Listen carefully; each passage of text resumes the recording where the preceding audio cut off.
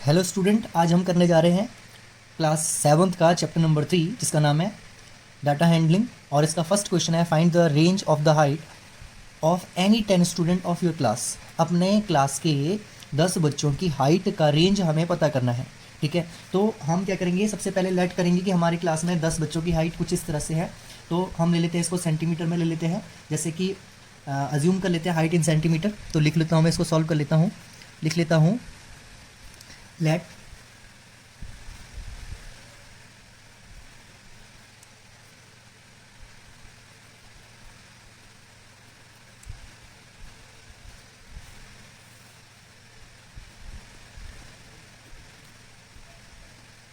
Centimetre में लेता हूँ, सेंटीमीटर में। ठीक है, let us assume height of student in centimetre. ठीक है, तो पहले बच्चे की हाइट ले लेता हूँ मैं 130 से शुरू कर लेता हूँ, 130, फिर ऐसे रैंडमली आगे बढ़ता हूँ 132, फिर उसके बाद ले लेता हूँ 110 बच्चों की हाइट लेनी ना, तो पहले बच्चे की हाइट 130 होगी, दूसरे की 132 होगी, फिर 134 ले लेता हूँ, उसके बाद 136 ले लेता हूँ, उसके बाद 138 ले लेता हूँ, उसके बाद 140 ले लेता हूँ। ठीक है, उसके बाद रैंडमली कुछ भी ले सकता हूँ, जैसे 30 ले लिया, 31, 32, 33 भी ले सकते हैं आप। मैंने दो का गैप रखा, 132, 34, 35, 36, 37, 38, 40। उसके बाद 142 ले लिया, कितने बच्चों के, 1 2 3 4 5 6 7। उसके बाद ले लेता हूँ 144, उसके बाद ले लेता हूँ 146, उसके बाद ले लेता हूँ 150। कितने बच्चे हो गए, 1 2 3 4 5 6 7 8 9 10, 10 बच्चे हो गए। ठीक है, तो उसने क्या बोला कि फाइंड द रेंज। अब रेंज का फॉर्मूला क्या होता है, रेंज का फॉर्मूला होता है, रेंज का फॉर्मूला हमारे पास होता है, एक तो होता है हाईएस्ट वैल्यू में से माइनस करते हैं लोएस्ट वैल्यू। ठीक है, highest value minus lowest value. तो हाईएस्ट वैल्यू हमारे पास कितनी है, हाईएस्ट वैल्यू हमारे पास है 150, और उसमें से माइनस करना है लोएस्ट वैल्यू। लोएस्ट वैल्यू हमारे पास है 130, तो हमारे पास क्या हो गया, ये 130, ये हो गया हमारे पास 20। तो जो रेंज है वो हमारे पास कितनी आ गई, 20 आ गई। रेंज कितनी आ गई, 20। तो कोई जरूरी नहीं कि सभी का आंसर 20 हो सकता है किसी ने अज्यूम किया होगा एक 121, 122, 23, 24, 25, तो मैंने 30 से शुरू किया, दो का गैप दिया, इस तरह से मेरा जो रेंज है वो हो गया 20। तो इस तरह से हम क्या करेंगे, इसका फर्स्ट क्वेश्चन करेंगे। अब चलते हैं इसके क्वेश्चन नंबर 2 की ओर। तो रेंज याद रखना, रेंज की वैल्यू, रेंज का फॉर्मूला क्या होता है, हाईएस्ट वैल्यू जो हमने अज्यूम की थी, जो हाइट जैसे सेंटीमीटर में अज्यूम की थी मैंने, तो हाईएस्ट वैल्यू मेरे पास 50 है और लोएस्ट वैल्यू मेरे पास 130 है। तो हाईएस्ट वैल्यू में लोएस्ट वैल्यू माइनस करूंगा तो मेरे पास क्या आ जाएगी, रेंज आ जाएगी। तो यानी कि जो रेंज ऑफ हाइट है वो हमारे पास कितनी आ गई, 20 आ गई। ठीक है, तो इस तरह से हमने ये फर्स्ट क्वेश्चन कर लिया। आप भी इसको इजीली कर सकते हैं, तो हम लिख सकते हैं रेंज ऑफ हाइट, लिख लेते ना, रेंज ऑफ हाइट हमारे पास कितनी आ गई, 20। ठीक है, तो हमने सेंटीमीटर में लिया तो हाइट भी कितनी आएगी, 20 सेंटीमीटर। तो range of height is equal to 20 centimetre आ गई। ठीक है, अब हम करते हैं इसका क्वेश्चन नंबर 2। ठीक है, ओके स्टूडेंट, तो मैंने इसका सेकंड क्वेश्चन लिख लिया है। सेकंड क्वेश्चन इसका है, arrange the following marks in a class assessment in tabular form. Tabular form मैंने यहाँ पे जैसे टेबल बना दिया, एक टेबल के फॉर्म में इसको लिखना होता है, और हमारे पास जो असेसमेंट है वो यहाँ पे दी हुई है 4 6 7 8 एंड सो मेनी ऑन, और हमें कुछ क्वेश्चंस दिए हुए हैं, उनके भी हमने आंसर्स देखने हैं। तो सबसे पहले इसको करते कैसे हैं, सबसे ईजी वे इसको करने का है कि हम सबसे पहले जो हमारे पास ऑब्जर्वेशंस दे रखी हैं हम उनको असेंडिंग ऑर्डर में लिख लेते हैं। तो असेंडिंग ऑर्डर मतलब सबसे छोटा पहले, फिर बड़ा बड़ा बड़ा, इस तरह से। तो हम देखते हैं सबसे पहले हमारे पास क्या है, सबसे छोटी फॉर्म वो है हमारे पास, हम पहले इसको असेंडिंग ऑर्डर में लिख लेते हैं। ठीक है, तो सबसे पहले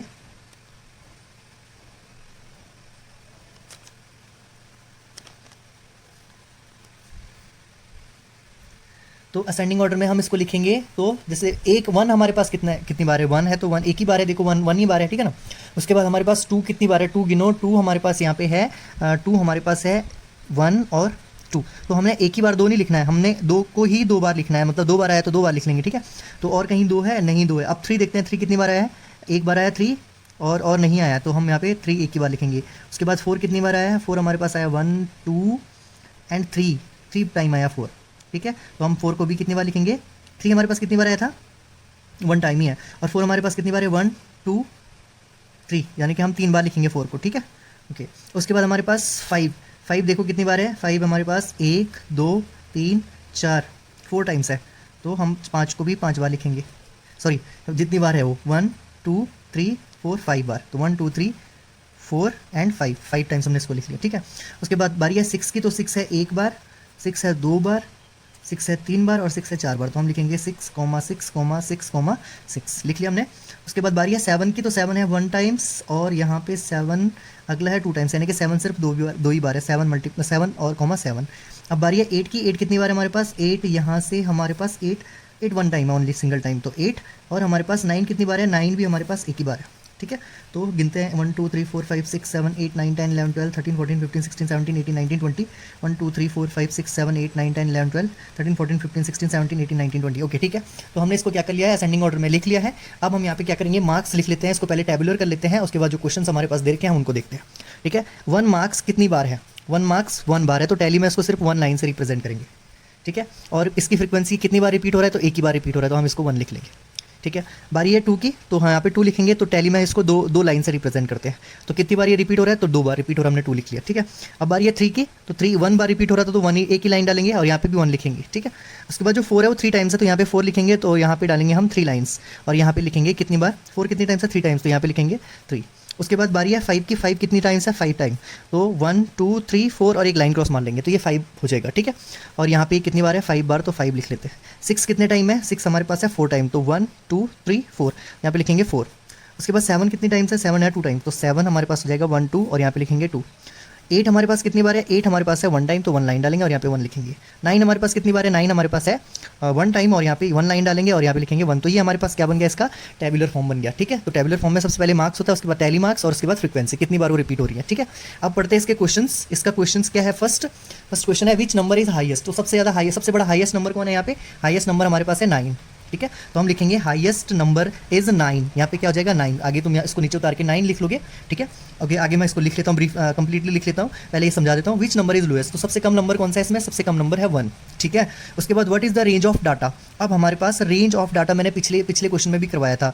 रेंज ऑफ डाटा क्या होता है, रेंज ऑफ डाटा का फॉर्मूला क्या होता है, हाईएस्ट माइनस टू लोएस्ट, तो हाईएस्ट वैल्यू हमारे पास है 9 और लोएस्ट वैल्यू हमारे पास 1, तो हम माइनस करेंगे तो हमारे पास रेंज ऑफ डाटा क्या आ जाएगा, 8 आ जाएगा। तो तीसरा क्वेश्चन भी हो गया। उसके बाद फाइंड द अर्थमेटिक मीन, अब अर्थमेटिक मीन का फॉर्मूला क्या है, अर्थमेटिक मीन का फॉर्मूला हमारे पास है कि हमने क्या करना है, सम ऑफ ऑब्जर्वेशन, यानी कि इन सब का सम करना है, किस किस का सम करना है, 4 6 7 5 इनका सम, और ये कितने नंबर ऑफ ऑब्जर्वेशन, यानी कि हमारे पास है सम ऑफ ऑब्जर्वेशन ओवर में number of observation, sorry, sum of observation और नंबर ऑफ ऑब्जर्वेशन। तो सम ऑफ ऑब्जर्वेशन यानी कि हम इनका सम करेंगे, जैसे इनका सम करेंगे, जैसे कि मैं लिख लेता हूँ किस किस का सम करना है, ठीक है। किस किस का हमें सम करना है, हमें सम करना है जो हमारे पास यहाँ पे ऑब्जर्वेशंस दे रखी थी, किस किस का हम सम करेंगे, हम 4 + 6, ये सारी डिजिट्स जो हमारे पास यहाँ दे रखी थी सबको प्लस करेंगे, 4 + 6, या हम यहाँ पे जो हमने असेंडिंग ऑर्डर में लिखा इसको भी हम प्लस कर सकते हैं, तो भी कोई प्रॉब्लम नहीं, सेम ही चीज़ है। तो हम इसको इसी को लिख लेते हैं जो हमने असेंडिंग ऑर्डर में सम किए थे, तो ये हो जाएगा 1 + 2 + 2 + 3 + 5 + 5 + 5 + 5 + 5, 5 बार था नहीं, 1 2 3 4 5, ठीक है। 4 उसके बाद 6 था हमारे पास 4 टाइम, +6 + 6 + 6 + 6, तो हो गया 4 टाइम। उसके बाद 7 2 टाइम था, यानी कि 7 + 7 2 टाइम हो गया, 7 + 7 2 टाइम हो गया।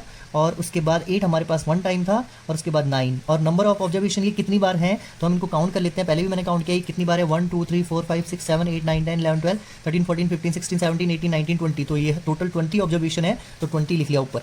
ओवरऑल अगर हम इसका प्लस कर लेते हैं तो कितना हो रहा है, 2 1 3 5 5 3 8, इस तरह से प्लस करते करते ओवरऑल हमारे पास कितना आएगा, ये हमारे पास आएगा 100, और ओवर में आ जाएगा हमारे पास कितना 20। तो इसको कटिंग करेंगे तो अर्थमेटिक जो हमारे पास अर्थमेटिक मीन आया वो हमारे पास कितना जाएगा, 20 कितनी बार में, 5 बार में। तो जो अर्थमेटिक मीन है वो हमारे पास कितना जाएगा, 5 आ जाएगा। तो आप लोगों को समझ में आया होगा, क्लियरली समझ में आया होगा, ठीक है। एक बार मैं दोबारा इसको करवा लेता हूँ, ठीक है। तो arithmetic mean, highest value, lowest value, range of data, सब किस तरह से करते हैं ये मैंने बता दिया तुम्हें, ठीक है।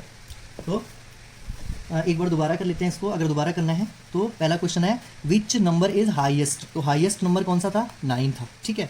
सबसे बड़ी डाटा तो यहाँ पे 9 थी ना, तो 9 जो है हाईएस्ट वैल्यू था, ठीक है। Which of the lowest value, अब जो लोएस्ट वैल्यू है, लोएस्ट है, विच नंबर इज लोएस्ट, तो सबसे कम नंबर कितने दिए होंगे, 1 दिया होगा, ठीक है।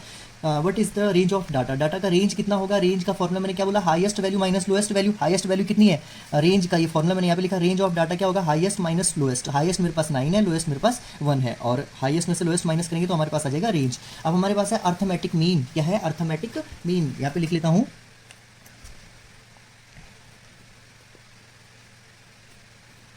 Arithmetic mean. अर्थमेटिक मीन का फॉर्मूला क्या है, सम ऑफ ऑब्जर्वेशन। जितने भी हमारे पास ऑब्जर्वेशंस दे रखे थे इनका सम करना है, सम मतलब प्लस करना है, ठीक है। जैसे कि 4 + 6 + 7 + 5 + 3 + 5 + 4 + 5 + 2 + 6 + 2 + 5 + 1 + 9 + 6 + 5 + 8 + 4 + 6 + 7, इनका सम करना है टोटल, और नंबर ऑफ ऑब्जर्वेशन नीचे हमने लिखना है सम ऑफ ऑब्जर्वेशन और नंबर ऑफ ऑब्जर्वेशन। तो सम ऑफ ऑब्जर्वेशन जब हमने किया, सभी को हमने जब प्लस किया तो उसका सम कितना आ रहा था, 100 आ रहा था, 100 आ रहा था। और नंबर ऑफ ऑब्जर्वेशन हमने गिन ली थी कितनी बार आ रही है, तो ये हमारे पास 20 टाइम्स आ रही थी। तो प्रॉब्लम का कंफ्यूज मत होना, सम में इनको प्लस कर देना है और नंबर में इनको गिनना है 1 2 3 4 5। तो इस तरह से 20 हो गए और सम कर रहे हैं तो 100 हो रहे हैं। तो 100 को अगर हम 20 से क्या करते हैं, डिवाइड करते हैं, तो हमारे पास क्या आएगा, अर्थमेटिक मीन आ जाएगा इसका 5। ओके, तो आई होप तुम्हें समझ में आ गया होगा। इसके अगले क्वेश्चन हम करेंगे कल, तब तक वीडियो देखते रहें और अच्छी लगे तो लाइक जरूर करना। Thank you.